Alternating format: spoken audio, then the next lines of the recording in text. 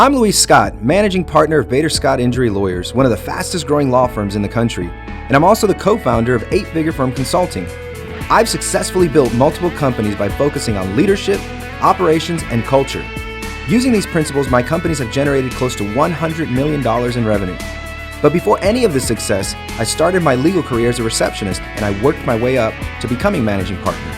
In each episode of this podcast, I sit down with leaders and entrepreneurs who have had the guts to step out on their own and the courage to face adversity. They share with us their tips for achievement, the challenges they have faced, and the glory of success. I welcome you to the Guts and Glory Show.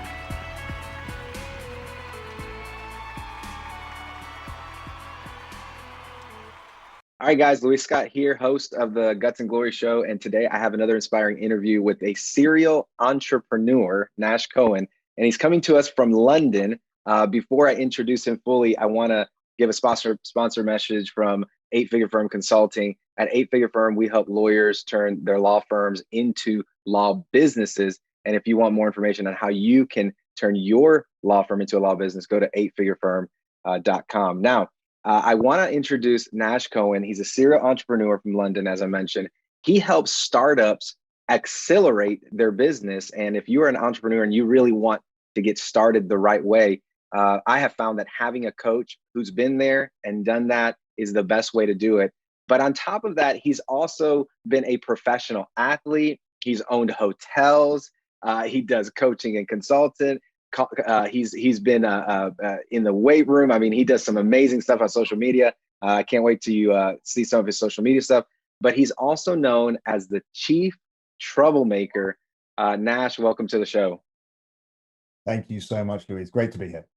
Let's get started with the Chief Troublemaker. Tell me what that's all about. It was in my kind of last big startup I was involved with, #hotels. And there came a moment when it was very important for us to define the company with a certain ethos, whether that be in the mission statement, whether that be the vision statement, but just in the very culture. So kind of took it upon myself at the top of the company to, I guess, rebrand myself in the way other people saw me. I think it was more of a kind of reflection of the fact we were a very different company, a very young company, but also we were a really honest company and authentic. And like it or not like it, being the CEO, I did cause a lot of trouble, have a lot of ideas, make people do a lot of work. More than that, as you probably know as well, in certain situations, you would have to be aggressive. You'd have to take things aggressively. And it didn't always get you the best reputation in certain circles, especially when you're coming in and disrupting. That's right. And that's where the name came from. So I went out there and looked for crazy titles, and I saw all sorts of cool companies, new age companies who, have the think ball and chuck it to each other, all that sort of thing. And I just found a few names which just resonated, and Chief Troublemaker just stuck out. I found one other guy who had called himself that. I decided to coin it. Haven't heard much from him since. Hasn't seen it, so it's all good. That's awesome. The thing is that CEOs tend to be very visionary types. They're quick to get started. They have a lot of ideas. And I think that anybody listening to the show right now, if they want to be a CEO, they want to be an entrepreneur, they really need to ask themselves that question. Like, do I have that visionary type of mindset? Do I have that, get things done type of mindset? Because that's like a huge part about being an entrepreneur. And I'm curious to hear from you, like, what attracted you more than anything to get into the entrepreneur space and like go out on your own? What was it that drove you to do that? There was no choice. I mean, it's funny, people ask me that, and I often see people in other walks of life and I think, wow, you're an entrepreneur, you're so capable. But there wasn't a choice for me. There was no desire or ability to work in a system that wasn't my own. I worked in some great companies, don't get me wrong. I worked in some fantastic corporates, learned a lot of things. And, you get inspired and you see people doing things. And at some point, some part of you says, I think I can do that better. And that, I think, is what it was for me. I couldn't remain in a system. I saw big machines and I couldn't be automatons within the machine. I had to create my own machine. That was what appealed to me. I wonder if that has something to do with like your competitive spirit, because like I mentioned, you were a professional athlete. You played in a sport that's not super common in the United States, but it's very common. Not yet, right? Coming to to a town near you, but you played rugby, and that's a very, very tough sport. So what are some lessons that you learned in playing sports that led you to? I mean, this is very much my makeup. I was not as a lot of athletes are, probably the most genetically gifted for the sport I chose. I was Right. small, I was diminutive, and there were other challenges against me as well. But it was the challenge that I needed to achieve. And this is where it all started, Luis, it's so interesting. Someone told me one day, you can't be it. You can't do it. Mm. It was my under 15 rugby coach. I turned around and said, I'm going to be a professional rugby player. And he said, no, you're not big enough. You're not strong enough. You're not fast enough.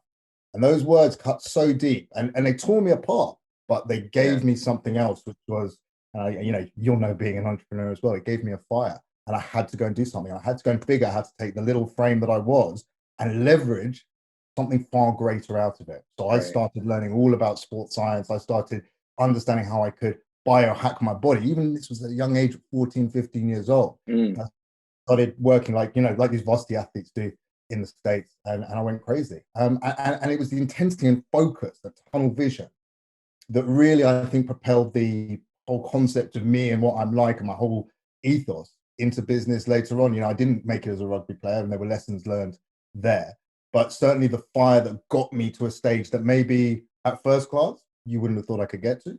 That certainly laid the blueprint for my future. There's a lot of gold in what you were saying. I mean, you're talking about overcoming objections, overcoming, challenges in life. You're talking about focus. You're talking about learning.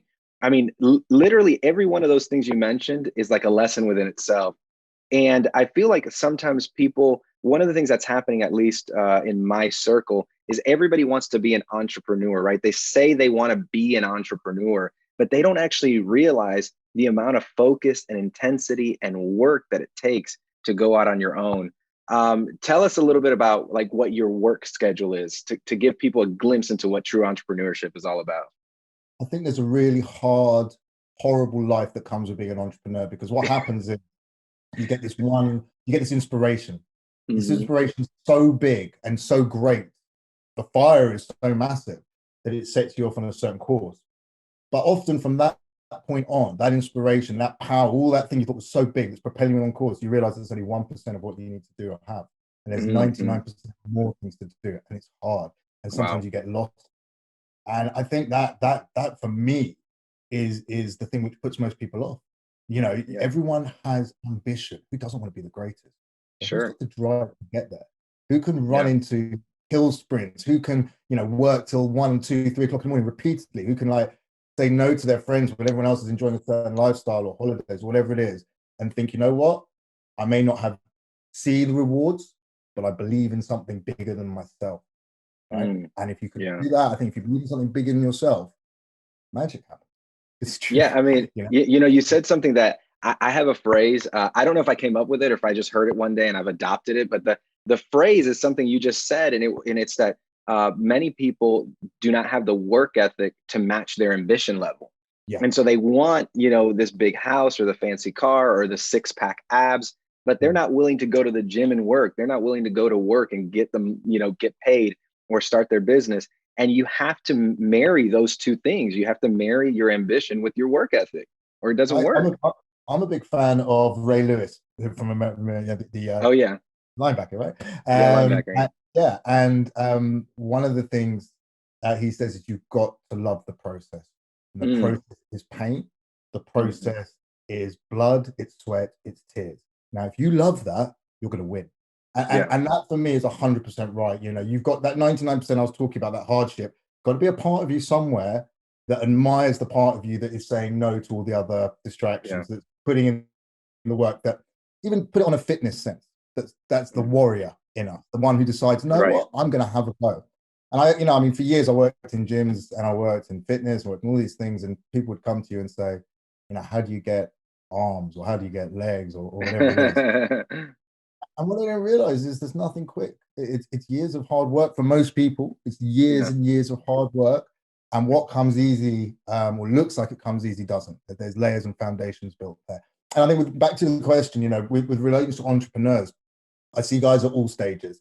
So guys who don't know the difficulty they're going to have to overcome and they fall by the wayside.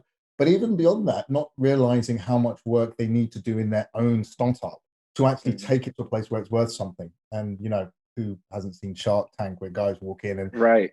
and ask for 10 million for 5% of their company? Are you crazy? But yeah, there's a lot of work to do, and I think that's why very, very few make it.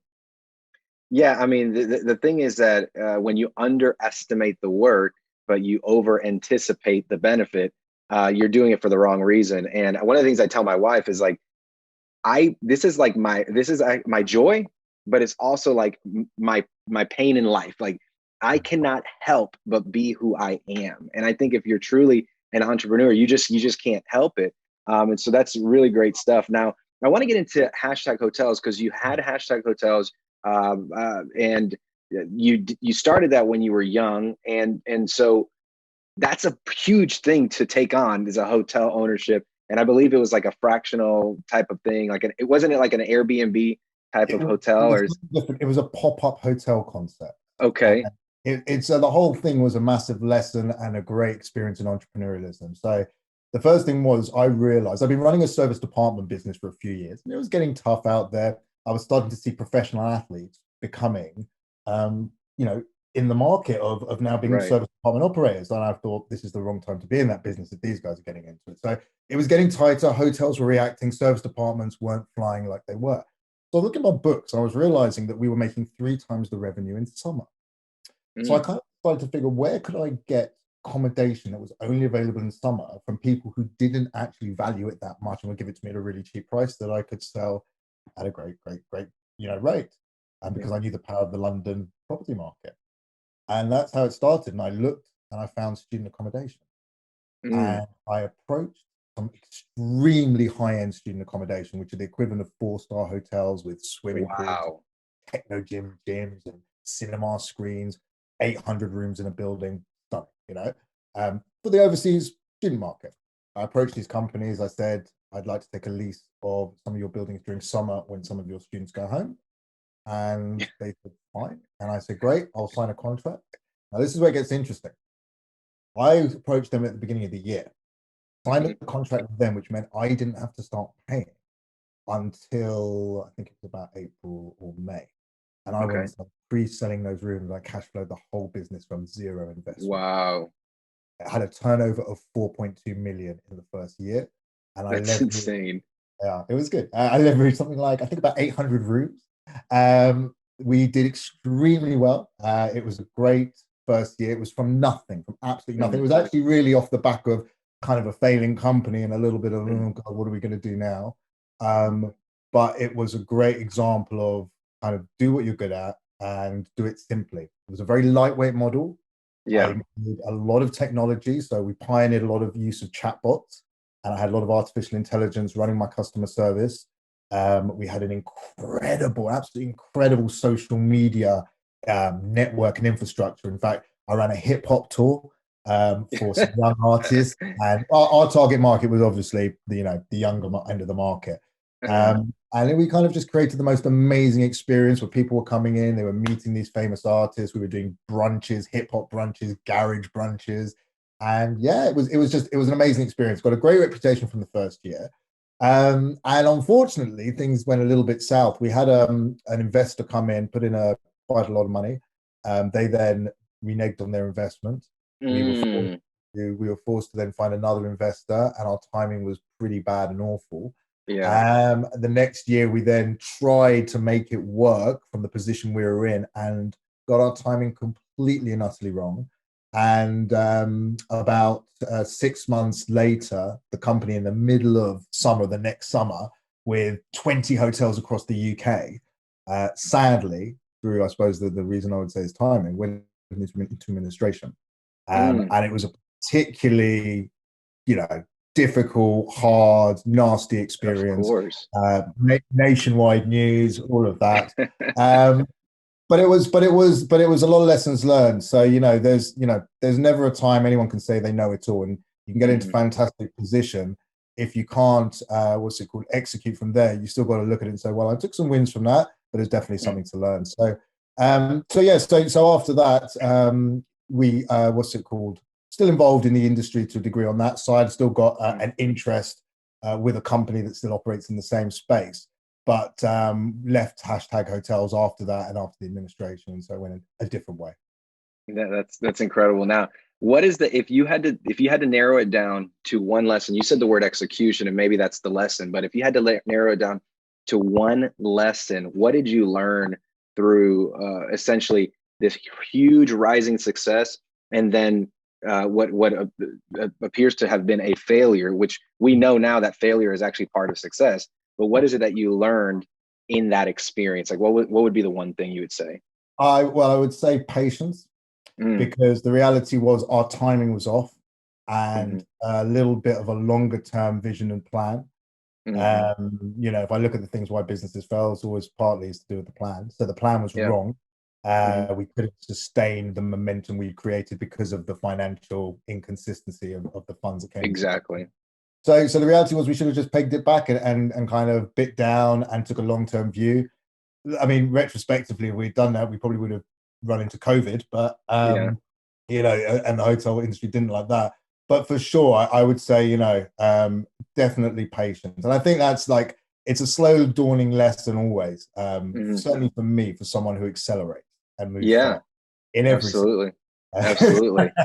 And now that you said, that's a perfect segue into Accelerate. You know, you have a company, you're helping startups really identify their future. I think, you know, this whole, you talked about the failure being the biggest lesson. I think that this is what you're trying to help people prevent, right? Like not putting themselves in the position that you were in. So tell us a little bit about your company and how you help startups do that. Well, I think it's very much about often pegging back an entrepreneur's ideas. And often we work and accelerate with incubant ideas, which are very much at the early stage. And often those ideas are so full of detail. And part of what we do is we strip away that detail. And the idea very much is, you know, you get someone coming to you and they say, look, I've got a product that's going to change the world. And I want of course. to go invest. And you say, well, who's it for? And this is always the first thing that, you know, you identify where the wrong thinking goes. You say, who is it for? And they say, it's for everyone. And you say, that's a problem. That's a really big problem. Right. If you want to make Coca-Cola, you've got some serious competition.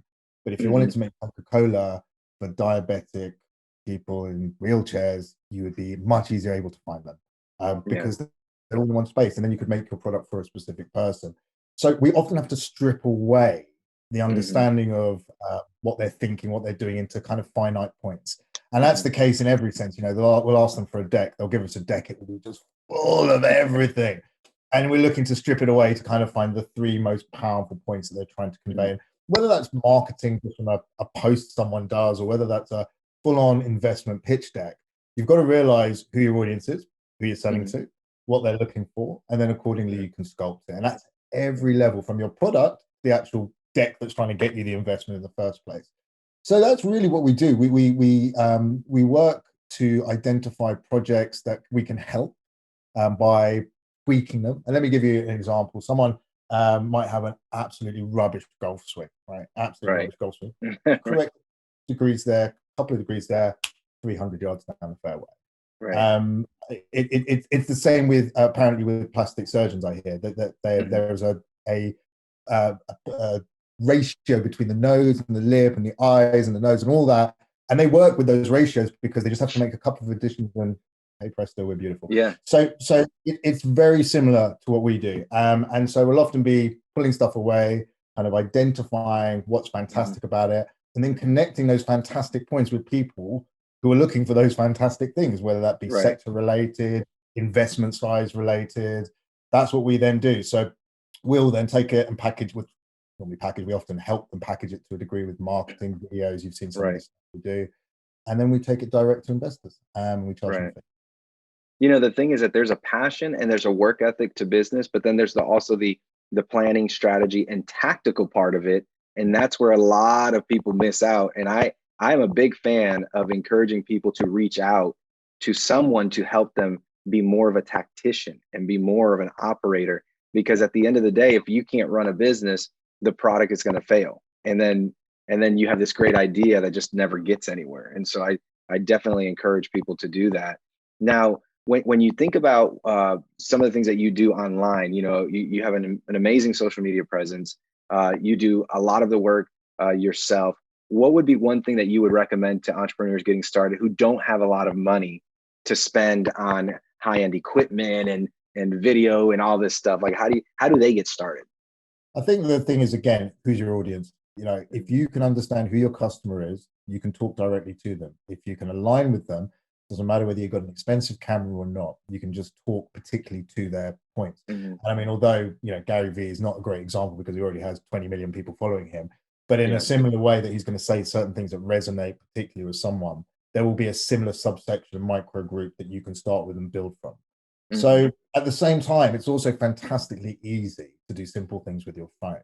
And whether it's miniature Photoshop apps, which you can get, to apps, video editing stuff, all of these things you can do from the palm of your hand. It's just whether you're willing to do it. I think the bigger thing, though, actually, I would say, having been a little bit on the journey and creating content myself, is you need to know a little bit about design to a degree. Not that you need to kind of just you know how to do things, but know why that is striking more or resonating more with you than that picture. Clean line, angle, space, you know, all. I won't go into it now, but you should be able to kind of point or understand what other marketing and why it appeals to you, and then replicate that in your own marketing. Probably easier said than done, in fairness. Yeah, I mean, and the thing is, but that goes to kind of like the technical aspects of marketing yourself and branding yourself. What is your opinion as to the personal brand and marketing yourself? Like, how important is that in entrepreneurship? I honestly sometimes think it's a double-edged sword, you know, because I think you've got to create a culture that's often about other people. And I think a personal brand is fantastic when people you actually, there's some tangible benefit from it. You know, it's all very well you having a brand to the outside, but if within your company everyone sees you as a certain type of person waving a camera around and not enhancing anything, that doesn't add any value either. And I've seen that a few times. I think the most important thing when you are looking at kind of that space is to add value to people as often as you can. And that can sometimes obviously be quite difficult because, you know, who's to constitute value? There's a few tools you can use to kind of extract that and look at what's going on in the marketplace. But yeah, I think a lot of it is down to what sort of life you're already leading yourself. There's not a lot you can do to, I think, change yourself into someone who's interesting. So often it's a case of just being able to remove that layer of bullshit that we sometimes keep up and let the world see the real you, Chief Troublemaker and all, you know? Absolutely. Now, but you know, you said the word value. I love that word. It's actually my word for the year, is to add value to people. And so like, that's what I'm trying to focus on this year. A lot of people, they don't know how to add value. And I know value means different things to different people, but how does a person actually take their idea, their product, their business, and on a day-to-day add value when they're just uncertain how to do it? Like, what would be your recommendation for that? I think you've got to, again, we go back to the idea of who you're selling to, and then what do they want? What do they need? What will make their life better? One of the things that we often do with products wrongly, launching things, new ideas, new businesses, is we just run off because we think we've got a great idea. We sit there, brilliant, we've talked about it with our business, great. We spend money, we do things, and before long, we've gone off in a direction. And either something hasn't been researched, or more importantly, it just doesn't hit the resonance it needs to with your target market. And I think that's the mistake. You know, we often wait too often to take our product to the market. That's the first thing. I'm involved in an interesting one at the moment on that line. I would be going to my market as early as possible and saying to them, hey, listen, I know you've got this problem. What do you want? What do you really want? What are you really trying to achieve here? And start talking it through with them. Now you can do that en masse. We're working at the moment with an artificial intelligent chatbot. You might have seen us on my post. The product is early days. It's an MVP stage, but we are starting to go out there and work with people who will actually be able to use the bot fully as an artificial intelligent personal trainer, get you to train, get you to do things, even though it's not full spec yet. They're going to now feedback and help mold that product over a period of 3 months. Now, that's patience, number one, but also it's smart. It's really, really smart to understand who you're dealing with and what are their issues, and let them tell you how bad or good your product is. Because honestly, it's quite an endearing thing, you know? Yeah. What I'm hearing you say is that if you are not a professional at growing a business, you should get in contact with Nash so that he can help you strategize your business. I mean, there's so much technicality involved in really growing a business. And I think the reason that 95% of businesses fail is because they don't have the mindset that you have just shared of patience, the process, developing things from the ground up, maybe moving too fast. And so I do think that having a coach and consultant to help along the way is critical. Now, I'd love to know, have you had a mentor or a book that has really changed your life in a significant way? A mentor, no. And I realized you'd asked that question before we started. And it's very strange. I'm 42 years old, and I realized I've never been asked that question before. But actually, the ability to say no is not good. Not good. Yeah. So I don't know if you're offering, but we'll talk after. But one of the books that really struck a chord with me was The Alchemist by Paulo. Yes. Yep.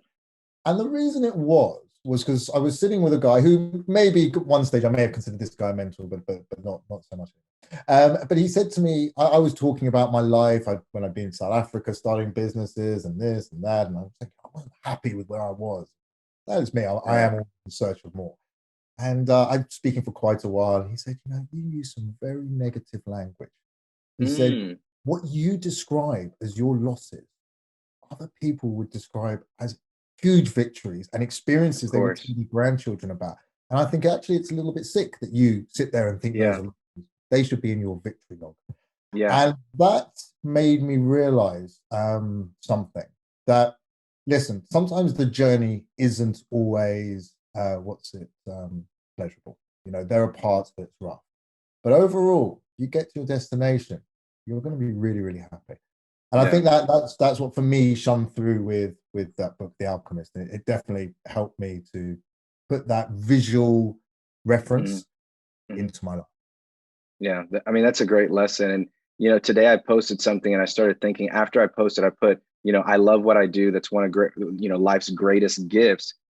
But I was going to add something, and I didn't add it. I should have added it. And it is that you can love what you do, but you don't necessarily love it every single moment of every single day. Sometimes it's the struggle, it's the process, it's the pain that makes it worth loving to begin with. And I think that that's a powerful lesson to take home. 100%. So, well, thank you so much for being on the show. If you're just joining us late, I'm here with Nash Cohen. He's from London, serial entrepreneur, chief troublemaker.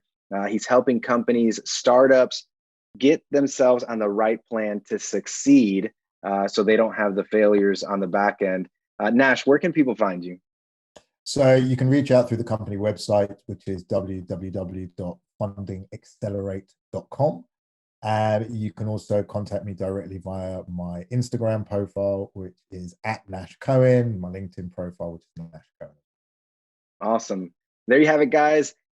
Guts is what it takes. Courage is what it takes. Patience is what it takes. You can be somewhere, you can fail, and you can still come back and rise again and succeed again. If you're a startup, if you're an entrepreneur, if you're a service business and you need help getting the right plan to succeed, check out Nash at Nash Cohen, and be sure to join us on our next episode on the Guts and Glory Show. Thank you. You've been listening to the Guts and Glory Show with Luis Scott. If you enjoyed the show, be sure to share. For more information on this episode, please see the show notes at www.gutsandgloryshow.com. And join us next time as we talk to another leader in business that had the guts to overcome all odds for the glory of success.